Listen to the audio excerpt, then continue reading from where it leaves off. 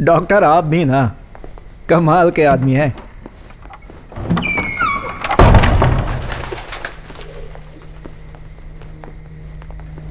आप हमें पहले ये बात बता देते कि ये जगह आपकी पत्नी के नाम पर है। तुम लोग पहले से एक दूसरे को जानते हो क्या? चलो फिर तो काम जल्दी ही हो जाएगा। हाँ।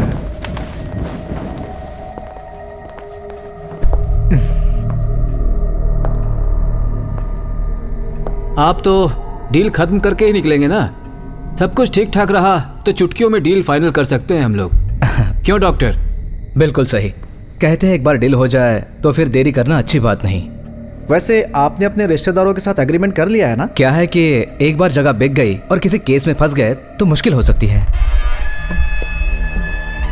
सिर्फ हमारे लिए नहीं, आपके लिए भी।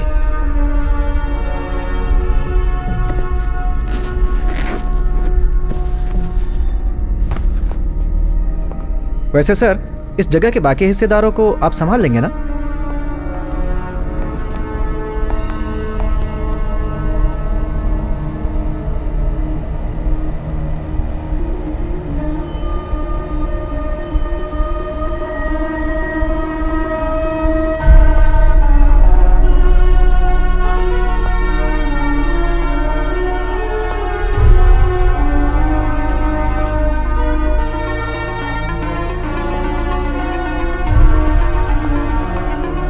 ये क्या है? क्या कर रहे हो तुम? हमें यहाँ बुलाकर चाल चल रहे हो? तुम जानते नहीं मैं कौन हूँ।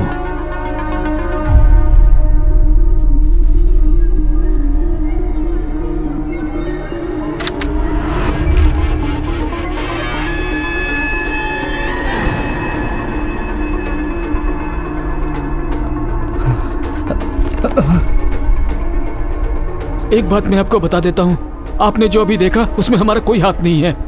ये सब इन दोनों ने किया है। इन्होंने। सर प्लीज हमें मत मारिए प्लीज। जो हो गया सो हो गया। मैं भरपाई करने के लिए तैयार हूँ। उनके परिवार को जो भी चाहिए मैं देने को तैयार हूँ।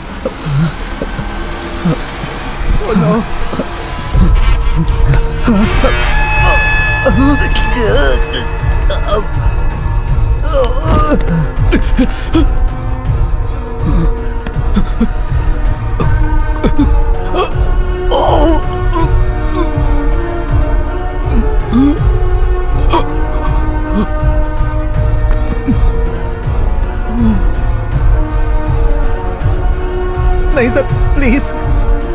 No.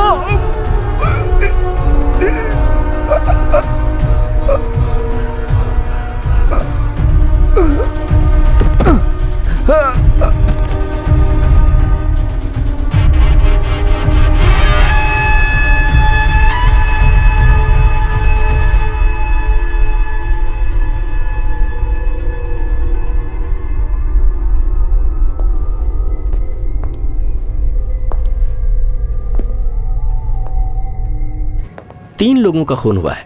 थारकन multi speciality medical centre का मालिक डॉक्टर धनेश थारकन, फिर state drug controller Mohan Nair और हमारे एक्स असिस्टेंट कमिश्नर जो पिछले महीने ही रिटायर हुए थे विनोद अब्राहम। हर्षिता और इकबाल से कहो कि जल्दी उस रेस्टोरेंट में पहुंचे, मैं वहीं मिलूंगा। तो फिर आपने अपना जाना टाल दिया? रिव्यू मीटिंग कैंसिल कर दीजिए। मैं शाम को आपसे आकर मिलता हूं sir. Thank you Matthew, thank you very much. He is on sir. Srini. Sir? हर जुर्म बहुत आसान होता है। हर समझदार मुजरिम सबसे आसान तरीके को सबसे प्रभावशाली ढंग से अपनाने की कोशिश करता है।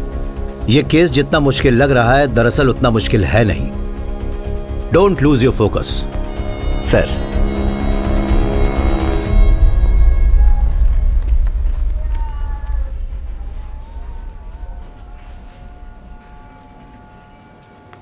हर्षिता, कितना वक्त हो गया तुम्हें सर्विस ज्वाइन किए हुए? लगभग 10 महीने सर। तुम्हें ऐसा क्यों लगता है कि इन मर्डर्स का उस घटना से संबंध है जो उस दिन तुम्हारे साथ हुई? ऑनेस्टली मुझे नहीं पता सर, बस मन से आवाज आई, माय गट फीलिंग। मैं बताता हूँ कि तुम्हें इन दोनों घटनाओं में कुछ संबंध आखिर क्यों लगता है। सर, उस दिन जब तुमने उस लड़की की मदद करनी चाहिए तो उसने किस तरह से जवाब दिया? नहीं, तुम मेरी मदद नहीं कर सकती। ओके। उसने मेरी कहने के बजाय हमारी कहा। जी सर। जैसे उसकी जुबान फिसली, तुम्हें उससे एक संकेत मिला कि वो लड़की उस समय वहां अकेली नहीं है, उसके साथ कोई और भी वहां मौजूद है। उस समय तुम्हारा ध्यान उस पर नहीं गया, पर जब तुमने उन 3 लाशों को एक समान दूरी पर पड़े देखा, तब उस लड़की ने तुम्हारे सामने जो हमारी शब्द बोला था, तुमने उसे क्राइम सीन के साथ जोड़ दिया। That's what happened. सर। जैसे ही वो दरवाजा खोलकर अंदर आई, उसने कांच के पार्टीशन से बाहर की तरफ देखा, जैसे कोई उसका पीछा कर रहा हो, है ना? Right sir. हर्षिता, तुमने उस कांच के बाहर देखने की कोशिश की? नहीं सर। तो जाओ, जाकर देखो। क्या तुम दूसरे के नजरिए से चीजें नहीं देखना चाहोगी? एक काबिल पुलिस वाले को यह करना चाहिए। Just go and see. Sir.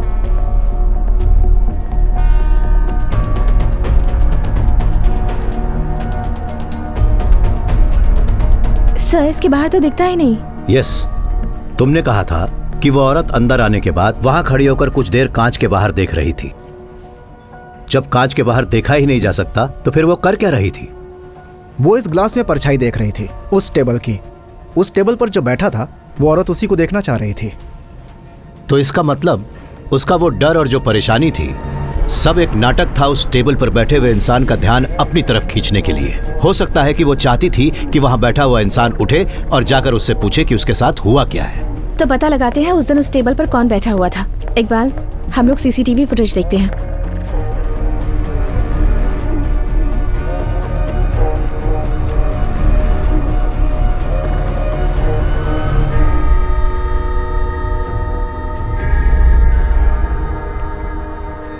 Sir, इस सीसीटीवी फुटेज में तो यस, इट्स मी।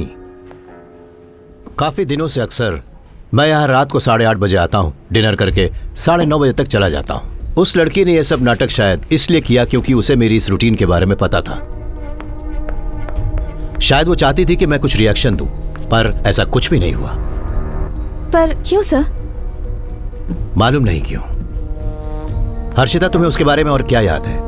उसके बात करने का ढंग याद है? वो पढ़ी लिखी थी सर, बिल्कुल मॉडर्न साउंड कर रही थी। और सर, कुछ अजीब था।